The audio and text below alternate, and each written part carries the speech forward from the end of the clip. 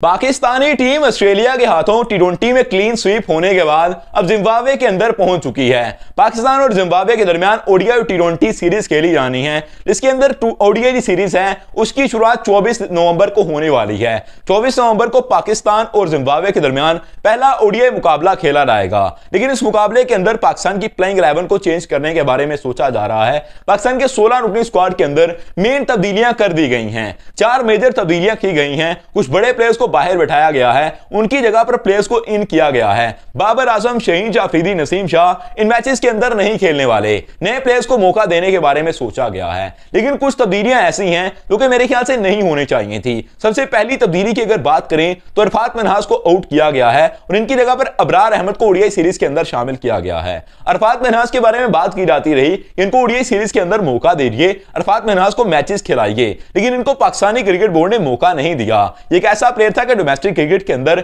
ए level की cricket के अंदर अच्छा खेलकर आया था। इसको ऑस्ट्रेलिया के टूर पर लाया गया, बेंच पर बिठाकर फिर इसको वापस भेज दिया गया है। ऐसे प्लेयर्स का क्या कसूर है कि आपने उसको बेंच पर बिठाया फिर वहां से वापस भेजकर अबरार अहमद को एज स्पिनर पाकिस्तानी टीम के अंदर शामिल कर लिया।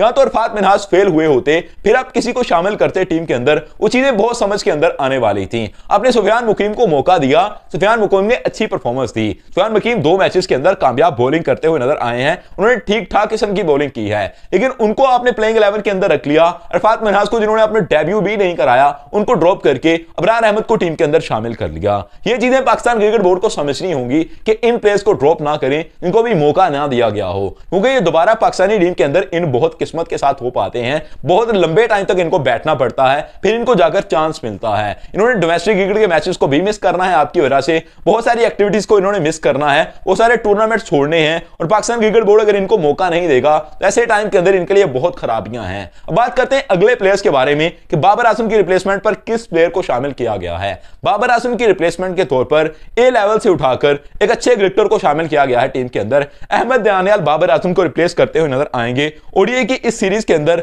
बाबर आजम की जगह पर अहमद दानियाल लेने वाले हैं। बाबर आजम की अगर बात करें तो उनको ड्रॉप करने के बारे में हम यह भी कह सकते हैं कि उनको रेस्ट दिया गया है, लेकिन दूसरे एंगल पर यह भी कहा जा रहा है कि जिन प्लेयर्स को रिप्लेसमेंट के तौर पर लाया जा रहा है, अगर ये अच्छा परफॉर्म करते हैं तो जिन प्लेयर्स को बिठाया जाएगा ये शायद टीम के अंदर अपनी वापसी ना कर सके। अहमद दानियाल सिर्फ और सिर्फ जिम्बाब्वे वाली सीरीज के लिए आए हैं, लेकिन आगे पाकिस्तान और साउथ अफ्रीका की सीरीज होने वाली है। अगर ये ओडीआई मैचेस के अंदर अच्छा परफॉर्म करते हैं, इनको प्लेइंग 11 के अंदर लाया जाता है, तो फिर हो सकता है कि आने वाली सीरीज के अंदर भी यही कंटिन्यू करें, यही खेलते हुए नजर आए।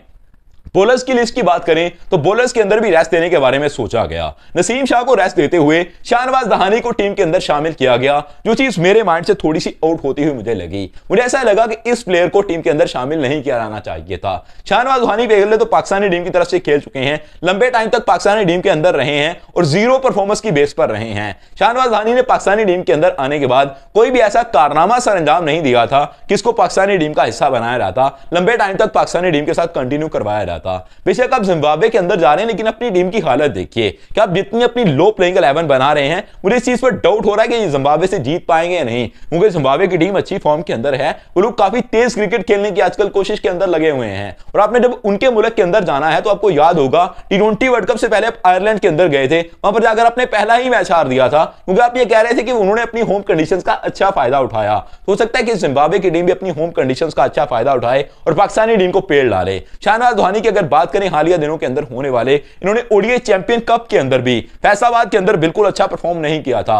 बाबर आजम इनको लाइन के अंदर चौके छक्के लगाते हुए नजर आए थे, उससे अगले ही मुकाबले के अंदर इन्होंने फिर से बहुत बुरी बॉलिंग की थी। इनका जो इकोनॉमी रेट है वो ओडीआई के अंदर 8-9 तक जा चुका था उन 2 मैचेस के अंदर, और ये वर्स्ट परफॉर्मेंस थी इनके कैरियर की, लेकिन इनको टीम के अंदर शामिल कर लिया गया है। देखते हैं कि शाहनवाज दहानी किस तरह की परफॉर्मेंस देते हैं। इसके अलावा अगर बात करें तो शहीन जाफरीदी को पाकिस्तानी टीम से ड्रॉप करके जिन्होंने भी कमबैक किया ही था, ओडीआई के अंदर इन्होंने 2 मैचेस के अंदर ही अच्छी बॉलिंग की थी, कुछ ठीक ठाक किस्म की बॉलिंग करते हुए नजर आए थे। आउट स्विंग इनके पहले ही सीधे हो चुके थे, अब इन स्विंग्स भी इनके उन्हीं एंगल से आने लग गए थे, और वो चीजें समझ के अंदर आ रही थी कि इनकी बॉल के ऊपर ग्रिप, इनकी एंगलिंग, हर चीज बिल्कुल ठीक हो रही थी। तो सही सिमत पर जाने वाले शहीन शाह अफरीदी को ड्रॉप करके तैयब ताहिर को टीम के अंदर शामिल कर लिया गया है। अगर आपने तैयब ताहिर को टीम के अंदर शामिल करना था तो अबरार अहमद की जगह पर कर लेते। अबरार अहमद को टेस्ट के अंदर खिलाइए, अबरार अहमद टेस्ट के अंदर अच्छा परफॉर्म कर रहा था, उसको टेस्ट के अंदर रख लीजिए। लेकिन तैयब ताहिर को टीम के अंदर शामिल करना, नसीम शाह को ड्रॉप कर देना, शाहनवाज दानी को टीम के अंदर एंटर कर लेना, शहीन शाह अफरीदी को भी ड्रॉप कर देना,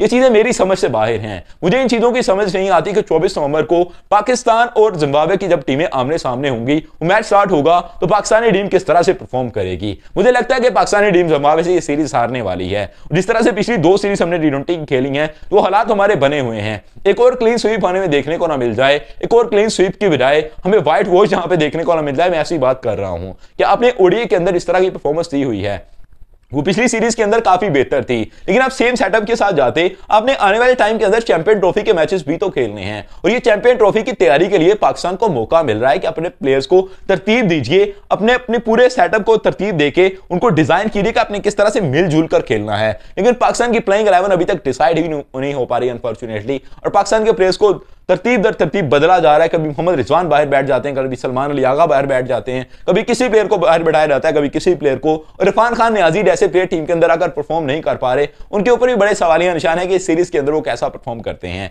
subscribe for more videos. Thank you, I love you to be with us.